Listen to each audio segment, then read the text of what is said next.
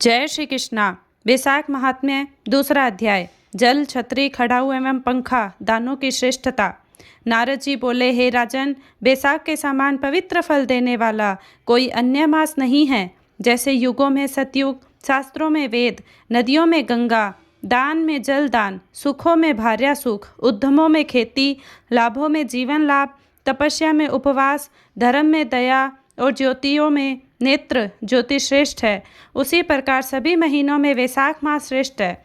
भोजन के समान तृप्ति नहीं, खेती के समान उद्यम नहीं, धर्म के समान हित नहीं, सत्य के समान यश नहीं, आरोग्य के समान हर्ष नहीं, विष्णु के समान रक्षक नहीं और माधव के समान अन्य कोई भी पवित्र नहीं।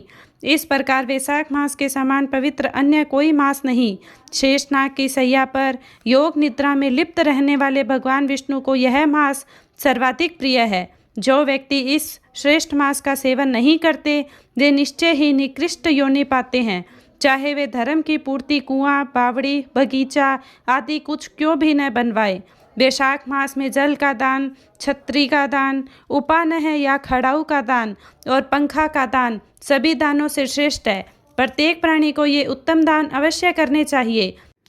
बैसाख मास में नियम पूर्वक भोजन आदि करने से सायुज्य मुक्ति प्राप्त होती है। अनेक प्रकार के दान व्रत करने से जो फल मिलता है वह वैशाख मास में केवल स्नान करने से ही प्राप्त हो जाता है। बैसाख मास में जल दान का महात्म्य सबसे अधिक है। जल दान स्वयं करें अथवा दूसरों से करवाएं, दोनों ही कर्म श्रेष्ठ है। प्याऊ लगवाने से देव, पितर और ऋषि अत्यंत प्रसन्न होते हैं। प्याऊ से राह चलते प्यासे यात्रियों को सुख प्राप्त होता है और उनकी संतुष्टि से प्याऊ लगवाने वाले के कुल के मनुष्यों का भी उद्धार हो जाता है। बैसाख मास में गृहस्थ ब्राह्मण को जल से पूरित घड़ा दान करना चाहिए। इस दान से नीच योनि प्राप्त नहीं होती। हे राजेंद्र, इस मास में किसी प्यासे महात्मा को ठंडा जल पिलाकर मनुष्य एक यज्ञ का फल प्राप्त कर लेता है।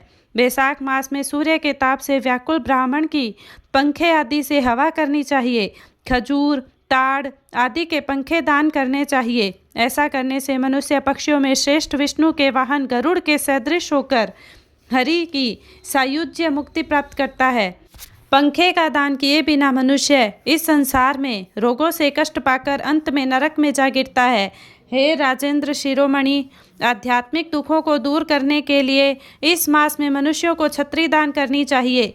छतरी दान किए बिना मनुष्य छाया के लिए स्वयं व्याकुल रहते हुए पृथ्वी पर दुखी बनकर भ्रमण करता है। खड़ाऊ, जूता आदि का भी दान करना अति श्रेष्ठ है। इस दान से मनुष्य कई जन्मों तक राज सुख भोग कर भगवान के बैकुंठ धाम को प्राप्त करता है। जो व्यक्ति दान नहीं करता वह इस जन्म में संसारी दुखों को भोग कर मरने के बाद नरक के दुख भोगता है। जो लोग पथिकों के परिश्रम को हरने के लिए छायादार वृक्ष अथवा धर्मशाला आदि बनवाते हैं और तन मन से अतिथि सत्कार तथा ब्राह्मण भोजन कराते हैं, उनके पुण्यों का वर्णन ब्रह्मा भी नहीं कर सकते। अन्नदान सर्वश्रेष्ठ दानों में से है। इसकी बराबरी किसी दान से नहीं की जा सकती। अन्नदान करने वाले को पिता कहा जाता है। इसमें सभी धर्मों का निवास रहता है। जय श्री कृष्णा।